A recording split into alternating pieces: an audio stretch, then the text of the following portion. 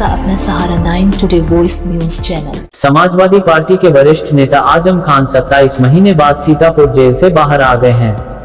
Jail से बाहर आते ही उनके दोनों बेटों सपा विधायक अब्दुल्ला आजम, अदीब, प्रसपा अध्यक्ष शिवपाल सिंह यादव और समर्थकों की भारी भीड़ ने आजम का स्वागत किया।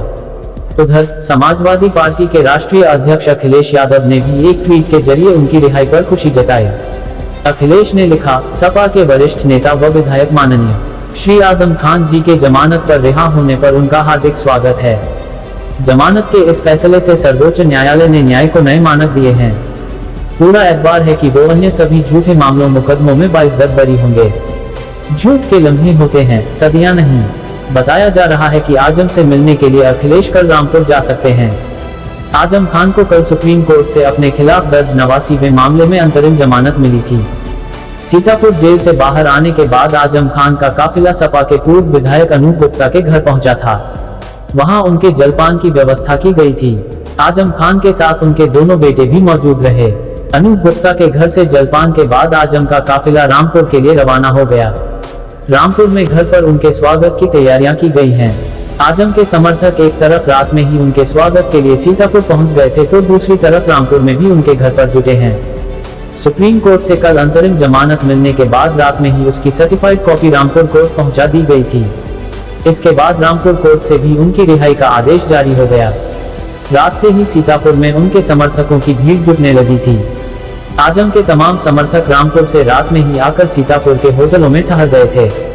उधर प्रगतिशील समाजवादी पार्टी के अध्यक्ष शिवपाल सिंह यादव भी शुक्रवार की सुबह सीतापुर जेल पहुंच गए। आजम की रिहाई पर उनके स्वागत के बाद शिवपाल ने कहा, यह न्याय की जीत है, आजम खान साहब की जीत है। हम लोग समाजवादी हैं, हमेशा नेताजी से सीखा है कि सुख दुख में साथ रहना। अखिलेश यादव से आजम की नाराजगी के बारे में पूछे जाने पर शिवपाल सिंह यादव ने कहा कि ये तो उन्हीं से पूछिए। शिवपाल ने बताया कि वह रामपुर नहीं जा रहे हैं, वह लखनऊ जा रहे हैं। आजम खान से उनकी बात हो गई है। हमने ये दुनिया तकरीबन 3.5 बरस बाद देखी है। हम आपके सामने जिंदा खड़े हैं, ये मौजज़ा सा है। हमें जहाँ रखा गया था वहाँ अंग्रेजों के ज़माने में उन कोठरियों में उन लोगों को रखा जाता था जिन्हें अगले 2-3 दिन बाद फांसी दे जाना होता। और हमारे कमरों के पास ही फांसी घर भी था।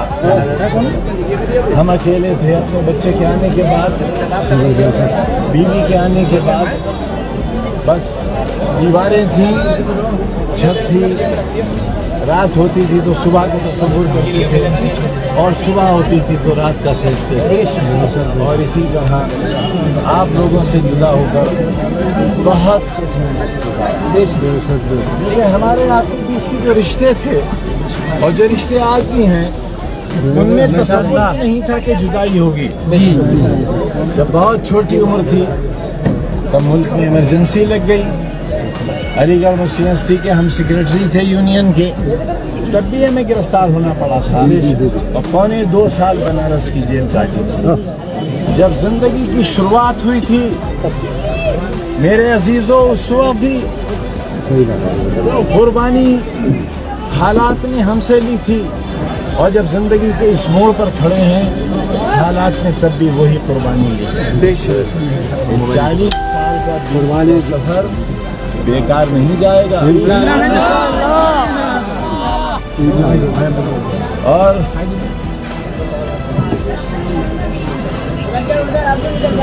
और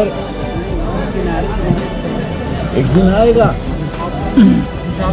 तो को ये समझा जा रहा है कि दरख्त सूख गए। मैं आसमान की कसम खाकर कहता हूँ तुम तुम्हारे खून पसीने से इन सूखे हुए दरख्तों में को पलेंगे।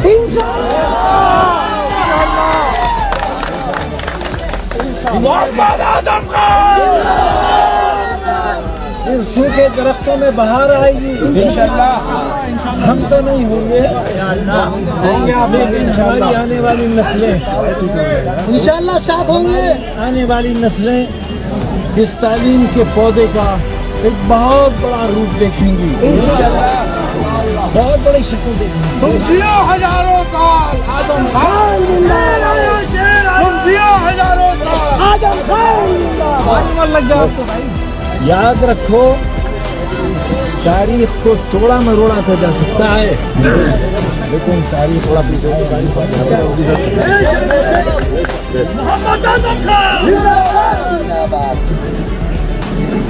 हमारे साथ जो हुआ, हमारे साथ, मेरे घर के साथ, मेरे खानदान